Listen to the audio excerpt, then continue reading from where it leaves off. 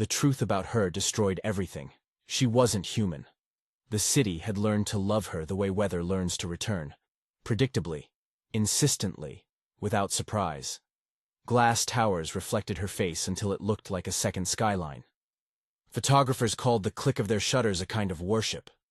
Her name, Isabella Lauron, was printed in glossy columns, set in toast-filled rooms, carved into the margins of other people's ambition.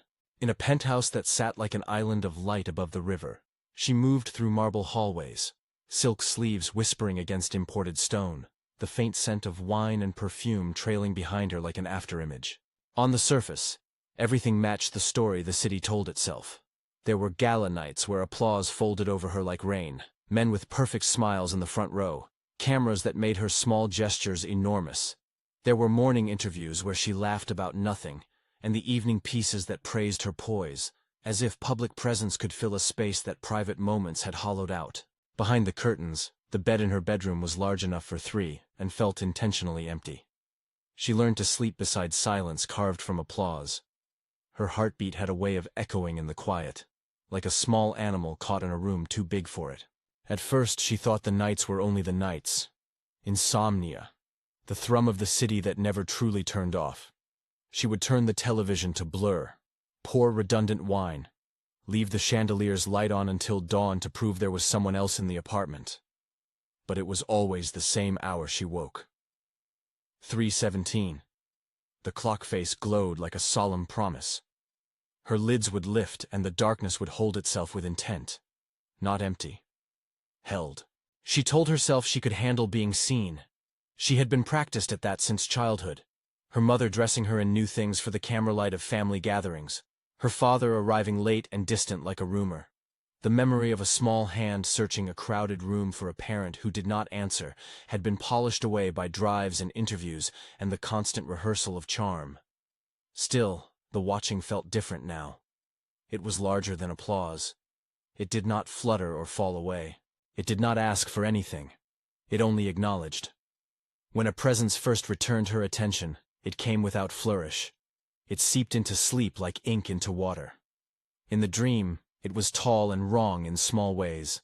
Too many joints in its long fingers, skin that took in light rather than bounced it back.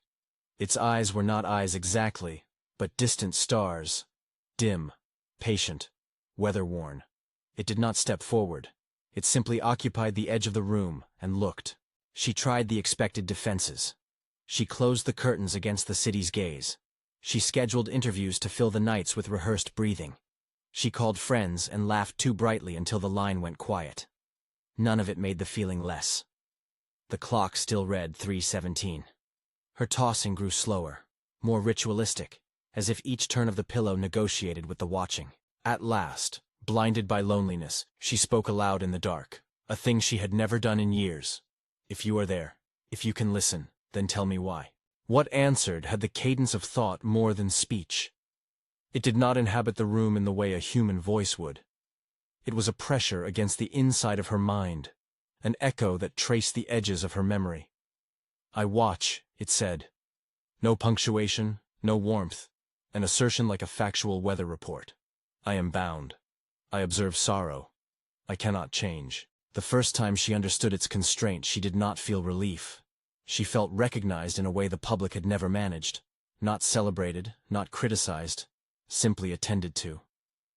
There, in the soft territory between waking and dreaming, she confessed things she had never allowed cameras to see. The small, constant ache of disappointment. The way attention had made her a ledger of other people's expectations.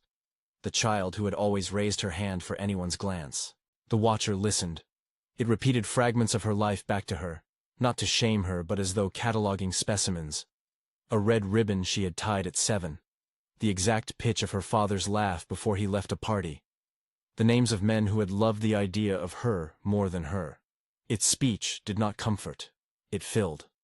She found herself drawn to it because for the first time since she was small, someone recorded her solitude without turning it into something else. She began to rely on nights when she could slip into that liminal space.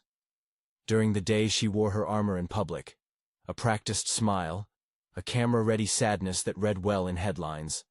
But she started arriving late for premieres, canceling interviews, letting stylists worry. The feeds noticed. Comment columns suggested fatigue, then scandal, then speculation. Her manager sent terse messages. Magazine covers blurred into a rumor of ink, losing their sharpness like photographs left in sun. Yet when she lay down and surrendered to the cool hush at 3:17, something recalibrated in her chest.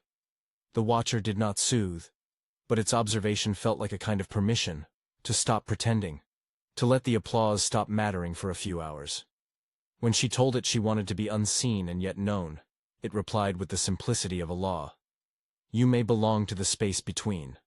I will be where you are. You will be watched. She did not ask whether it would fix her. The watcher never promised fixes, only attendance. There was an exchange she understood in a way she could not later explain on paper. Peace in trade for presence. It was not a bargain made out loud, it was a quiet aligning. She consented by not refusing. As the weeks passed, the city treated her absence like a seasonal change, noticed, remarked upon, then absorbed into the city's larger appetite for novelty. She stopped attending events as frequently. Her social calendar thinned. Stylists and PR people tried to spin narratives. The cameras trained on other faces. Fame, which had once been a flame that licked at everything near it, cooled into a faint phosphorescence. Her image in public memory dimmed. It was the softest kind of erasure. Not dramatic, not scandalous, just fewer bylines, fewer invites, fewer mentions in the late-night talk shows. People did not say she disappeared, they said she retreated. Inside the apartment, the marble did not change. The silk still slid cool across her knees. But the emptiness inside the bed, a valley that had once felt impossible to cross, became a place where she slept without pretending to be anything else. She no longer worried about waking to find the world asking for something from her. The watcher stayed. It did not cradle her. It only witnessed the unspooling of her wakefulness, and the loosening of the tight small breath of someone who had learned to be seen as a commodity. On the last night that looked like a choice, she lay down and allowed herself to be entirely still. There was no dramatic conversation. The watcher's presence pressed against the glass of her thoughts like a hand on the other side of a window. I will be near, it said. I will keep watch. She said, it is enough. She did not ask to be made whole. She did not demand to be returned to a previous life. She simply accepted a state that suited her tiredness. A place where being observed replaced the necessity of performing. Morning found her in the position she had fallen into. Peaceful, as if merely asleep. Her face relaxed in a way even the best retouching could not have managed.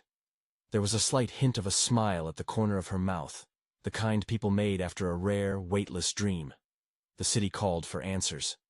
Reporters whispered about overdose, about foul play, about mystery. Her apartment door saw a procession of faces, management, family, a parade of men who had once applauded her. She had left no explanation. There were no dramatic final texts. There was only the sense that she had drifted towards something that asked for no performance and, at last, required no negotiation. The official stories were brief and then impatient. Public mourning occupied 7 news cycles and then moved on to fresher haste. Memorials popped up like temporary things do. Flowers, hastily arranged words. The more enduring city rituals, the coffered halls, the glossy profiles, calmed their curiosity into archives. Her name remained. But like a photograph left on a shelf, it softened at the edges. And the watcher? It did not leave a signature. It did not declare victory or satisfaction. It continued its work with the sameness of something older than calendars. If it had been looking at her with the particularity of a collected specimen, it had also collected the fact of her quieting. That was enough for it, and enough for her.